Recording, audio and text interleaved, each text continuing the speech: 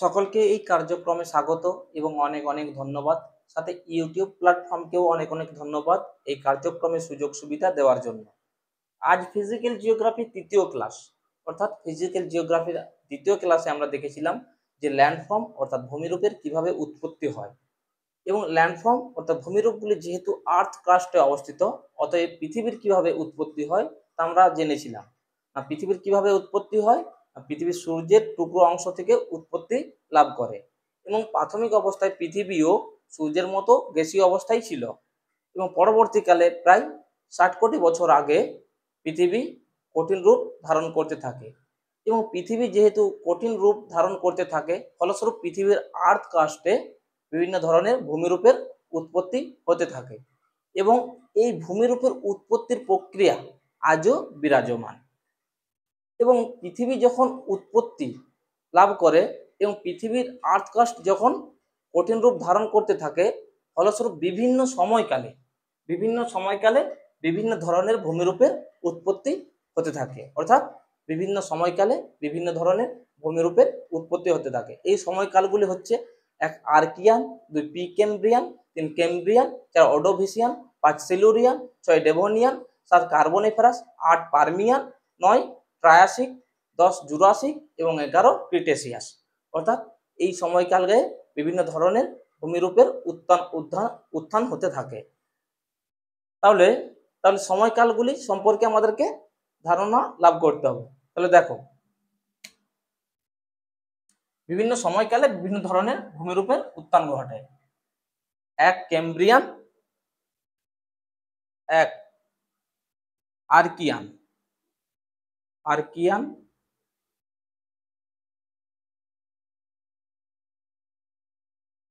2 Precambrian, 3 কেম্ব্রিয়ান,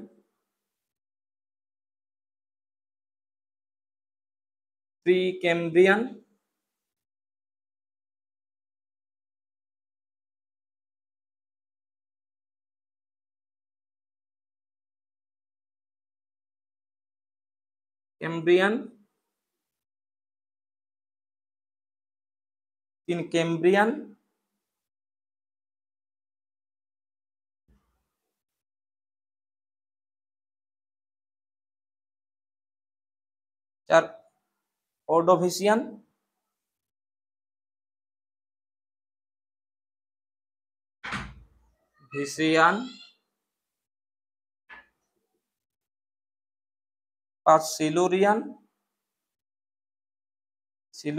5 Silurian, 5 Archaean, Precambrian, Cambrian, Ordovician, Silurian, Devonian,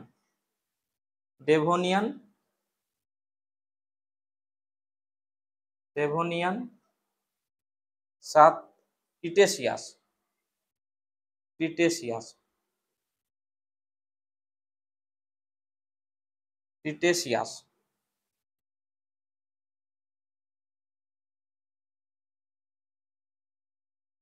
Cretaceous,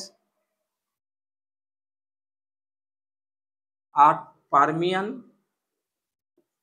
Permian,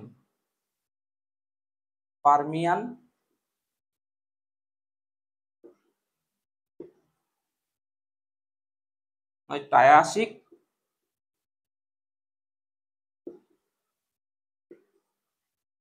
10 Jurassic,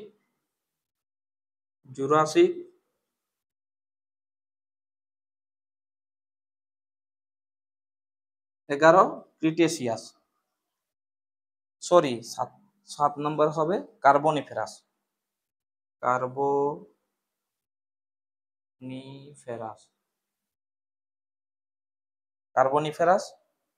এবং 11 Cretaceous.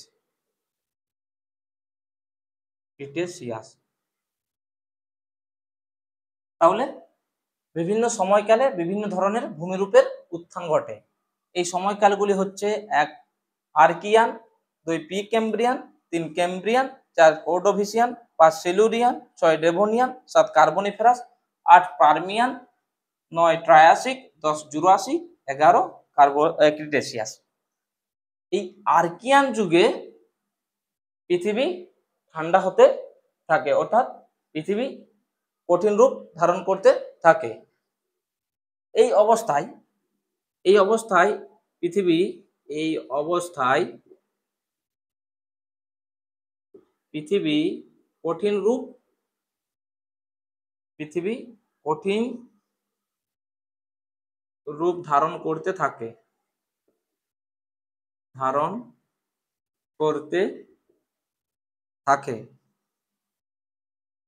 ফলস্বরূপ এই পর্যায়ে প্রথম জীবের উৎপত্তি হয়। ফলস্বরূপ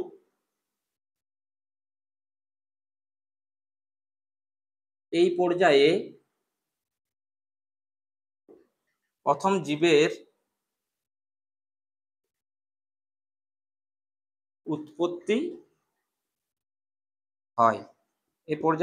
জীবের উৎপত্তি হয়। আর্কিয়ান। এই প্রি ক্যাম্ব্রিয়ান যুগে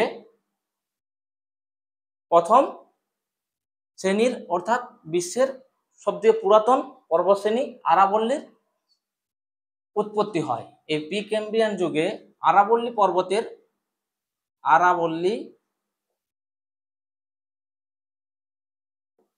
পর্বতের উত্থান ঘটে। এই ক্যাম্ব্রিয়ান পর্যায়ে বিন্ধ্যাচল পর্বতশ্রেণীর উত্থান ঘটে। বিন্ধ্যাচল পর্বতশ্রেণীর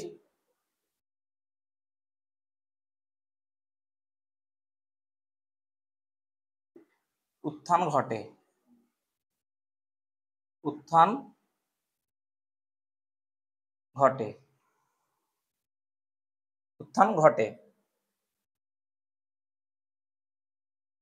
এই কার্বনিফেরাস যুগে প্রথম কয়লার উৎপত্তি ঘটে।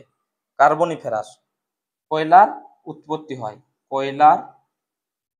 কার্বনিফেরাসে কয়লার উৎপত্তি হয়।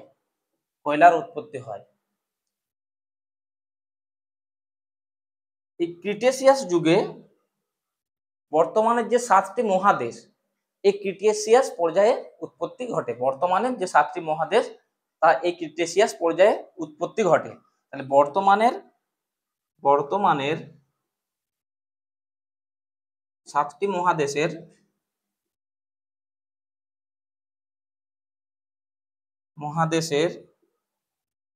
উৎপত্তি হয় এই ক্রিটেসিয়াস সময়ে।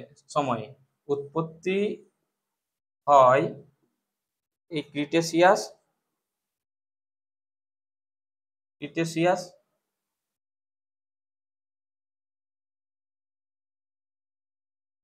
সময়ে,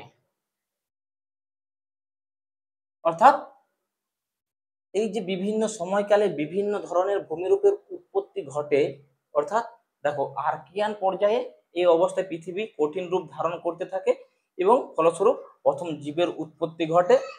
প্রিক্যাম্ব্রিয়ান এই পর্যায়ে কি হয়? প্রিক্যাম্ব্রিয়ান এই পর্যায়ে আরাবল্লী পর্বতের উৎপত্তি ঘটে এবং ক্যাম্ব্রিয়ান এই পর্যায়ে বিন্ধ্যাচল পর্বত শ্রেণীর উৎপত্তি ঘটে।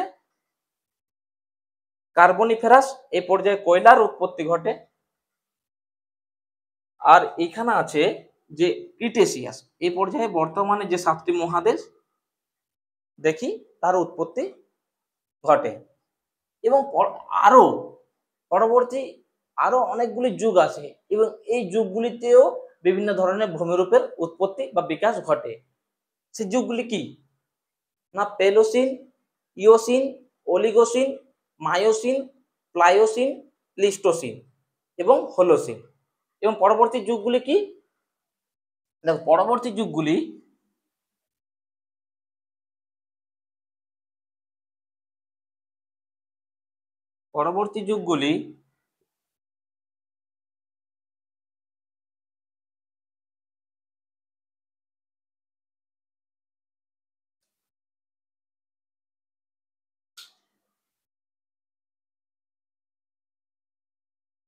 এই যে 11টি যুগ দেখলাম তারপরেও অনেকগুলি যুগ আছে এবং এই যুগে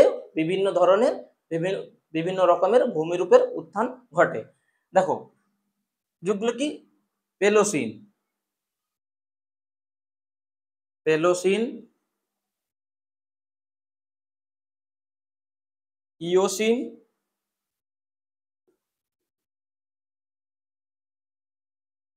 অলিগোসিন,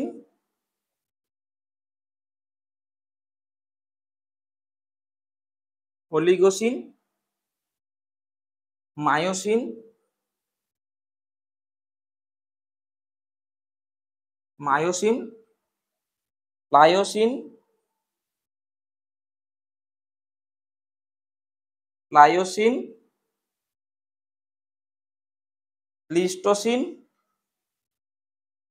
প্লিস্টোসিন,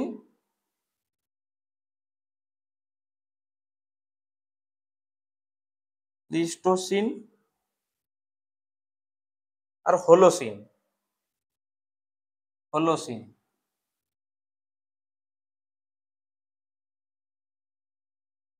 হোলোসিন এবং পরবর্তী আরো এই যুগগুলি দেখা যায় Palaeocene, Eocene, Oligocene, Miocene, Pliocene, Pleistocene এবং হোলোসিন।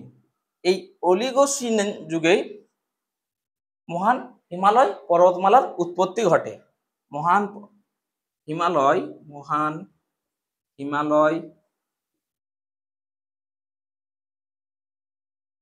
পর্বতমালার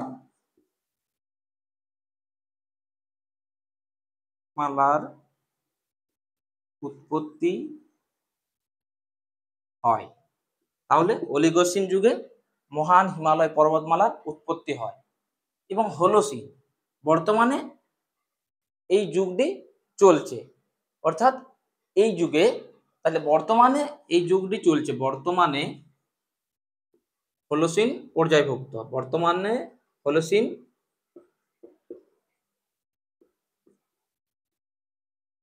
যুগ চলছে।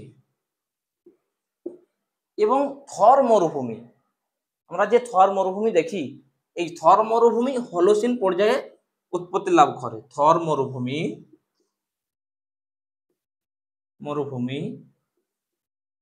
হোলোসিন পর্যায়ে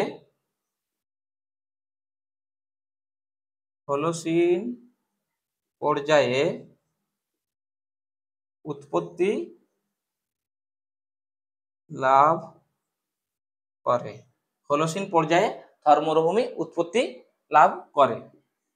তাহলে আমাদেরকে দেখতে হবে যে হোলোসিন পর্যায়, দেখো হোলোসিন পর্যায়ে বর্তমানে এই পর্যায়ে চলছে। হোলোসিন পর্যায়টা কি দেখো,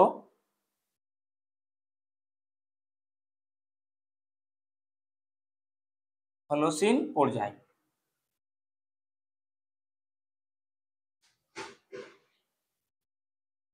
হোলোসিন পর্যায় হোলোসিন পর্যায় বা যুগ, এই যুগটি 10,000 বছর আগে শুরু হয় এবং এখনো চলছে। এই যুগটি 10,000 বছর আগে শুরু হয় এবং বর্তমানেও চলছে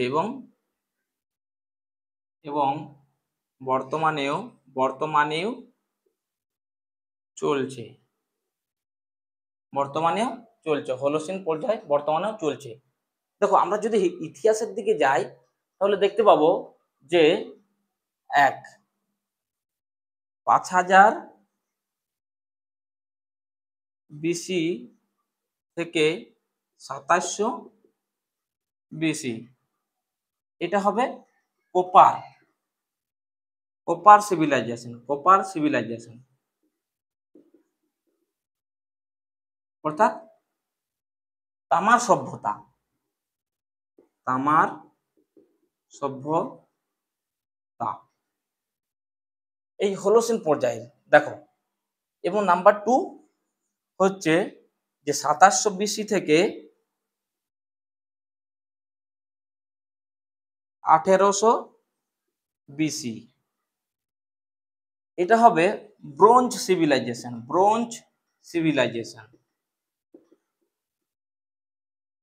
ব্রোঞ্জ সিভিলাইজেশন, অর্থাৎ এই এইটা এই ব্রোঞ্জ সিভিলাইজেশনকে সিন্ধু সভ্যতা বলা হয়। সিন্ধু সভ্যতা, সিন্ধু সভ্যতা, ব্রোঞ্জ সিভিলাইজেশন। এই ব্রোঞ্জ কপার প্লাস টিন দ্বারা ব্রোঞ্জ হয়, ব্রোঞ্জ, কপার আর টিন মিলিত হয়ে। তাহলে 2700 বিসি থেকে 1800 বিসি এই পর্যায়ে সিন্ধু সভ্যতা, এবং নাম্বার 3 1800 বিসি থেকে 600 বিসি এই সময়কালকে বলা হয় বৈদিক সভ্যতা, আয়রন সিভিলাইজেশন, আয়রন সিভিলাইজেশন, অর্থাৎ এই সময়টাকে বৈদিক সভ্যতা বলা হয়। বৈদিক সভ্যতা, বৈদিক সভ্যতা, বৈদিক সভ্যতা। এবং নাম্বার 4 600 বিসি থেকে এডি পর্যন্ত, এডি পর্যন্ত এটা হচ্ছে যে মহাজনপদ কাল। মহাজনপদ কাল পরবর্তীকালে মৌর্য, গুপ্তকাল, অর্থাৎ মহাজনপদ কাল, মহাজনপদ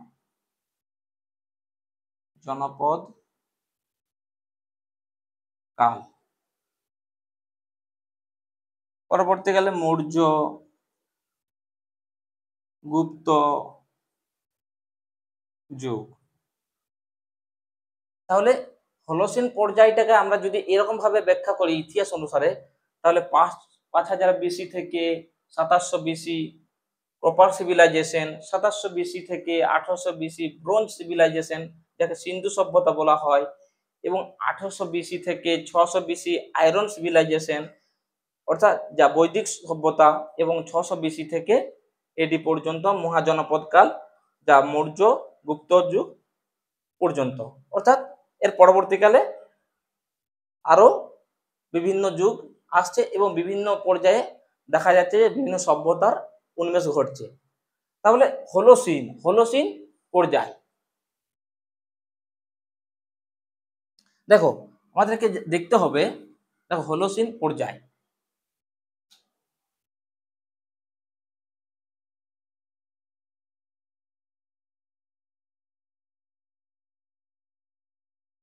হলোসিন পর্যায়। দেখো আমরা যদি দেখি যে সূর্যের অংশ থেকে পৃথিবীর উৎপত্তি ঘটে, তাহলে সান, এই সূর্যের অংশ থেকেই পৃথিবীর উৎপত্তি ঘটে। তাহলে সূর্যের অংশ থেকেই পৃথিবীর উৎপত্তি ঘটে, পৃথিবীর উৎপত্তি হয়, এবং পৃথিবী 60 কোটি বছর আগে কঠিন অবস্থায়, 60 কোটি বছর আগে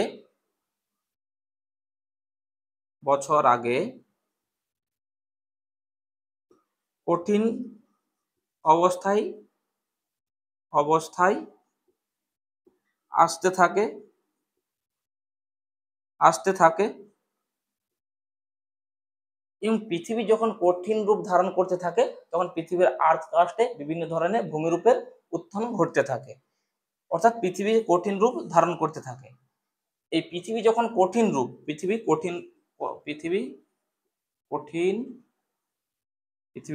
রূপ ধারণ করে,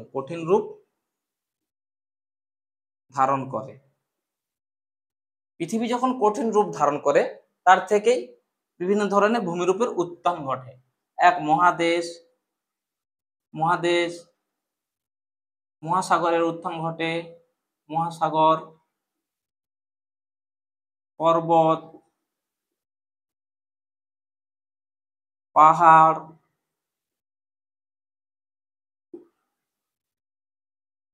মালভূমি, সমভূমি,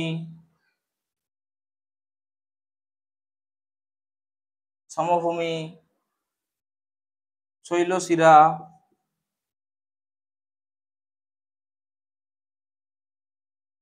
মহীসোপান, মহীসোপান, হ্রদ, জলপ্রপাত,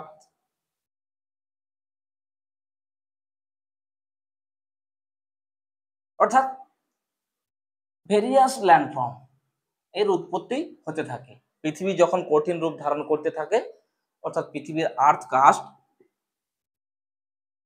ক্রাস্ট যখন কঠিন হতে থাকে, তখন এই রকম বিভিন্ন ধরনের ভূমিরূপের উৎপত্তি হতে থাকে। বিভিন্ন ধরনের ভূমিরূপের উৎপত্তি হতে থাকে। দেখো এখানে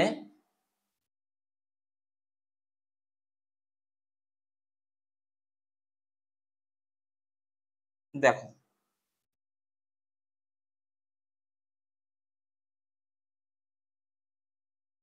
মুখ্য রূপে দেখো যে ইউনিভার্স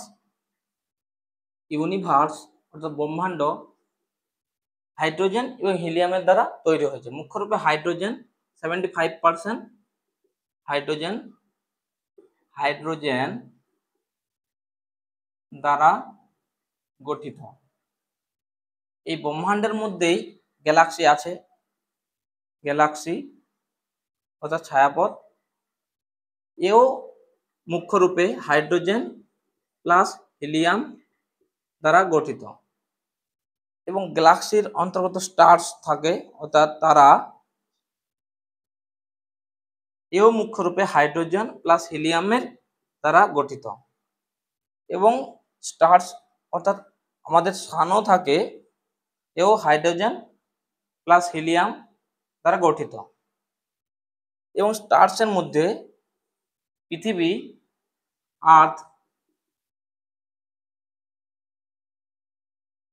আর্থ বিভিন্ন কম্পোনেন্টে গঠিত। অর্থাৎ আর্থ তিনটি উপাদানের সমূহকে আর্থ বলা হয়। এক পৃথিবীর বায়ুমণ্ডল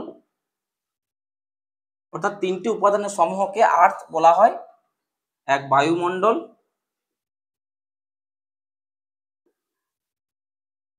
নাম্বার 2 আর্থ কাস্ট পৃথিবীর ভূমিরূপ, এবং নাম্বার 3 ইন্টেরিয়ার স্ট্রাকচার অর্থাৎ পৃথিবীর অন্দরমহল। ইন্টেরিয়ার স্ট্রাকচার পৃথিবীর অন্দরমহল, পৃথিবীর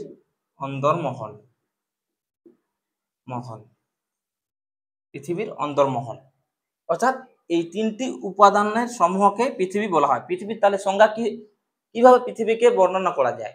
না, পৃথিবীকে শুধু এরকম ভাবে বর্ণনা করা যায় না যে শুধু পৃথিবীর আর্থ কাস্ট বা ইন্টেরিয়র স্ট্রাকচার নিয়ে পৃথিবীর বায়ুমণ্ডল, পৃথিবীর আর্থ কাস্ট এবং পৃথিবীর ইন্টেরিয়র স্ট্রাকচার অর্থাৎ পৃথিবীর অন্তর্মহল, এই তিনটি উপাদানের সমূহকে পৃথিবী বলা হয়।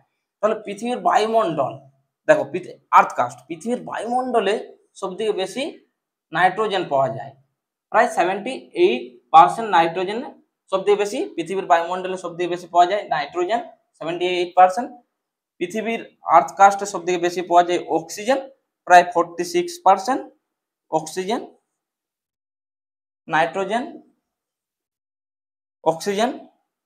এবং ইন্টেরিয়র স্ট্রাকচার এই অর্থাৎ পৃথিবীর অন্দরমহলে সবথেকে বেশি পাওয়া যায় আয়রন, প্রায় 35%। তাহলে আমরা দেখলাম যে ইউনিভার্সের মধ্যে যেহেতু গ্যালাক্সি এসে থাকে এবং গ্যালাক্সির মধ্যে স্টার্সের মধ্যে সান এবং সানের একটি গ্রহ অর্থাৎ 8 প্ল্যানেটের মধ্যে একটি গ্রহ হচ্ছে পৃথিবী। এই পৃথিবী বিভিন্ন উপাদানে গঠিত, যার মধ্যে পৃথিবীর বায়ুমণ্ডল, পৃথিবীর আর্থ কাস্ট এবং পৃথিবীর অন্দরমহল। এই পৃথিবীর বায়ুমণ্ডলে সবথেকে বেশি থাকে নাইট্রোজেন 78%, পৃথিবীর আর্থ কাস্টের মধ্যে থাকে সবথেকে বেশি অক্সিজেন 46% এবং পৃথিবীর অন্দরমহলে ইন্টেরিয়র স্ট্রাকচারে থাকে আয়রন 35%। আজ এই পর্যন্তই, পরবর্তী নেক্সট ক্লাসে দেখা হবে।